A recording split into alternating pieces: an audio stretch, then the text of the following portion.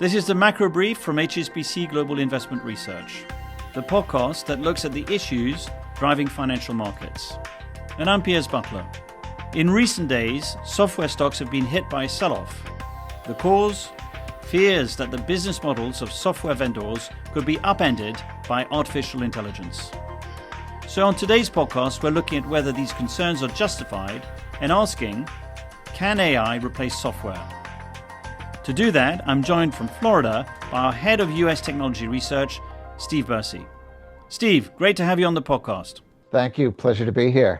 So I was going to start by quoting the father of value investing, Benjamin Graham. And the quote is, in the short term, the market is a voting machine, and in the long term, it's a weighing machine. So in the case of the software stocks, it looks like the market has voted in the short term that their business models are going to be severely undermined by AI. Maybe just kind of recap on what's been going on so far. Yeah. So for the listeners, there's been a dramatic pullback in a lot of the technology names and some concentration on the software side.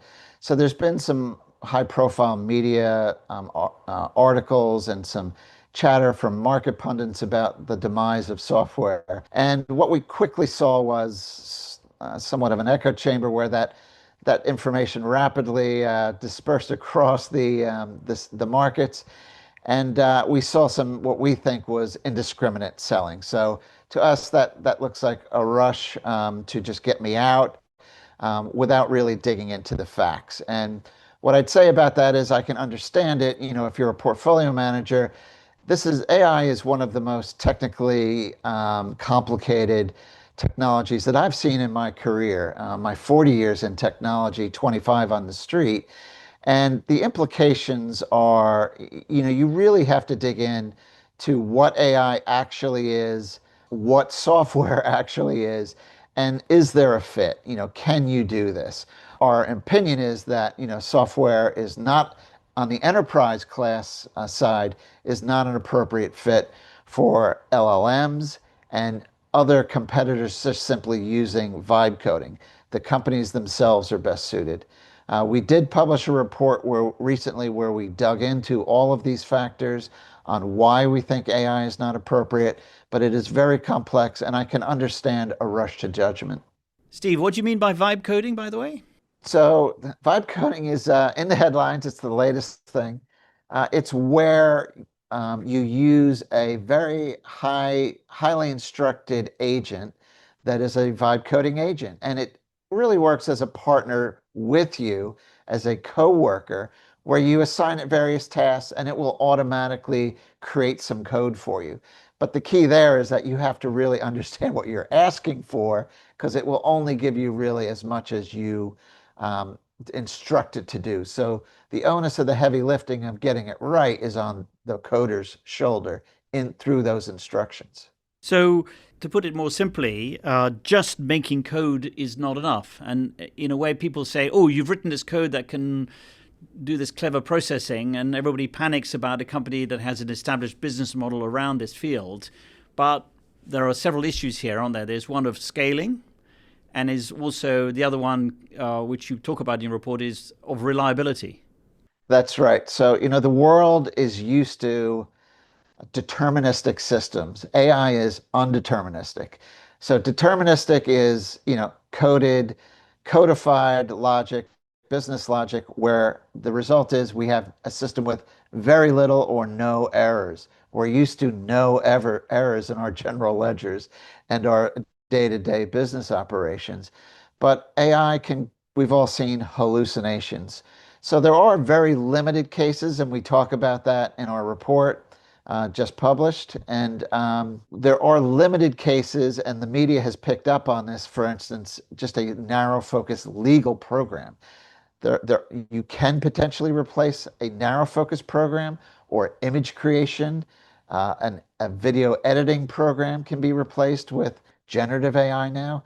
But those images and videos, you can have errors. You can have pixel errors in the background. As long as subjectively the eye thinks that it looks acceptable, that's fine. But no errors, I can tell you that, on a Swiss bank's general ledger are acceptable. And also the other issue, of course, which you mentioned in your report is the availability of the data that, say, an LLM model would work on. I mean, it's fine if the data is public, but if it is actually contained within an enterprise, that's more of a challenge. That's right. So the limited cases I mentioned, both image and legal, the legal system and document and case laws are all publicly available on the internet. If you want to try and train an LLM to make images, there are billions of it, trillions of images publicly available on the internet.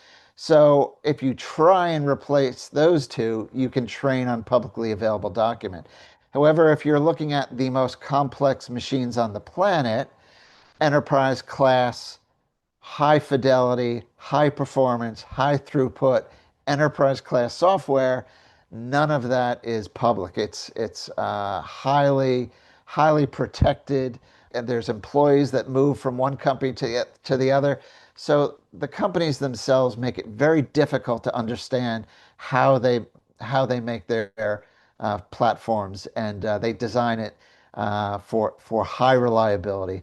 Is there also an issue that people are saying, well, AI is making potentially complex procedures simpler or can be sort of realized far more quickly, and that undermines the value proposition of software? Do you believe that to be the case? Well, so the cost of production is declining. So programmers are more productive. They're pumping out more code. So guess who is using the same vibe coding tools that wannabe competitors to the software industry are using? It's the software companies themselves. In fact, they're probably best suited to use vibe coding to improve their software. So they're becoming more productive. They're not a target that's standing still. They're a moving target. And as far as the value creation goes, just because it's cheaper doesn't mean that customers will necessarily buy it at a less expensive price point.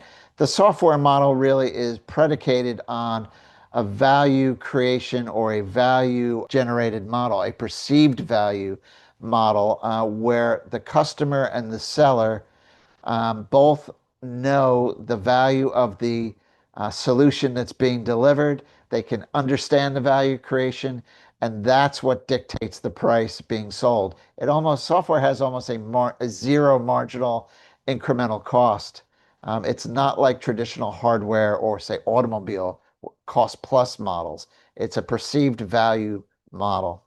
You say quite an interesting example in your report in the context of Microsoft Office. Maybe tell us a little bit about that. Yeah. And a company I've covered for more than 25 years. So Office was, being speculated that it was the end of Office because Google Docs, and originally it was Open Office, was being developed. I think it was under Sun Microsystems. There's a name from the past. And they were actually giving a competitor suite away for free. And of course, Google Docs followed in suit many years after. But even with those two applications available for free and plenty of functionality and team sharing ability and all of the like, they've really not managed to make a dent in the enterprise uh, footprint that Microsoft has with their Office suite. And on that note, you titled your report Software is Still Alive and Set to Thrive. So not only are you saying that the recent market reactions perhaps are overdone, but you actually see a very positive long-term scenario for software companies because of AI. So maybe just to finish on, explain that optimistic view.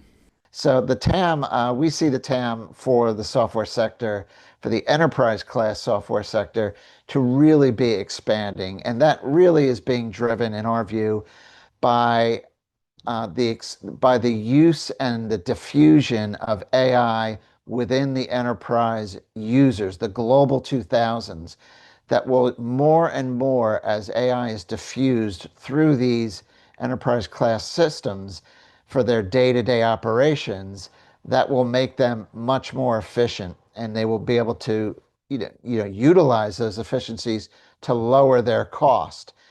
Any efficiencies that are gained, they're going to be likely sharing that with the software vendors. That is their model. So the TAM of the global is really the efficiency gains of that 100 trillion plus USD global GDP and the manufacturers of them. So the efficiencies that can be gained in the production of global GDP are really the TAM that I'm talking about. And for our listeners, TAM is the total addressable market. And your point is that that's likely to grow significantly in the future.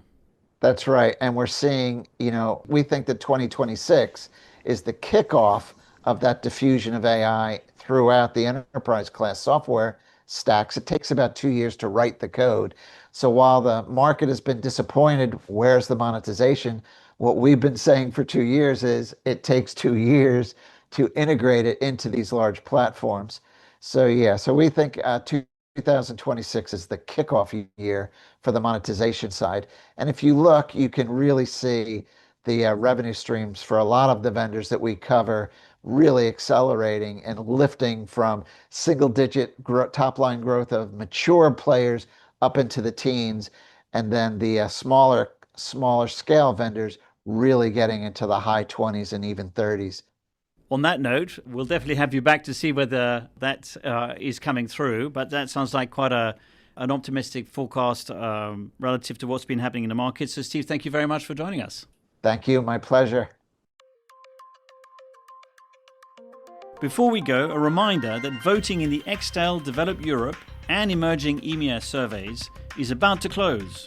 If you're an HSBC client participating in them and you've valued our service and our insight over the past year, please consider supporting us. Head to extelinsights.com/voting to cast your votes.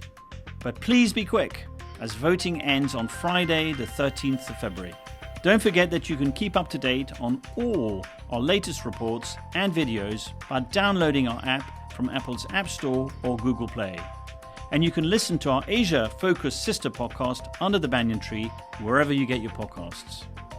And if you've got any questions or comments, then you can get in touch with us at askresearch@hsbc.com. So that's it for today. This week's podcast was hosted by me, Piers Butler, and produced by Tom Barton. Remember to like and subscribe to the Macro Brief wherever you get your podcasts. We'll be back next week.